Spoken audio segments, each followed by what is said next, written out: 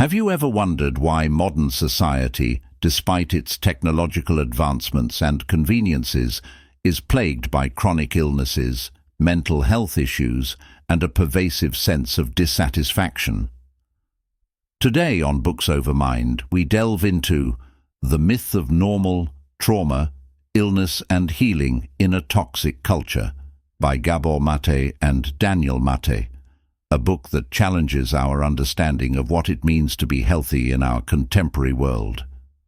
The Myth of Normal explores the idea that many of the physical and mental health problems we face today are not abnormalities, but rather normal responses to an unhealthy culture.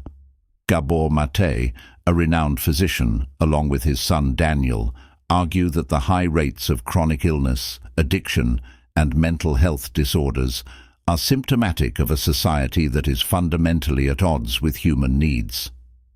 Central to their thesis is the concept that trauma is not just an individual burden, but a societal epidemic.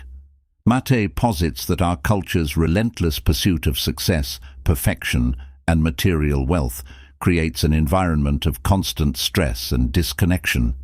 This toxic culture leads to widespread trauma, which in turn manifests as illness.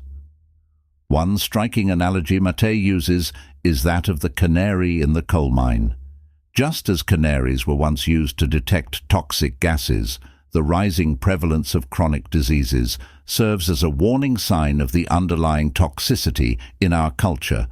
The book argues that rather than pathologizing individuals, we need to address the societal conditions that contribute to their suffering. A key concept discussed in the book is the mind-body connection. Maté emphasizes that emotional and physical health are deeply intertwined. Chronic stress and unresolved trauma can lead to a range of physical ailments, from autoimmune diseases to cancer. This holistic view challenges the conventional medical model that often treats symptoms in isolation without addressing their root causes.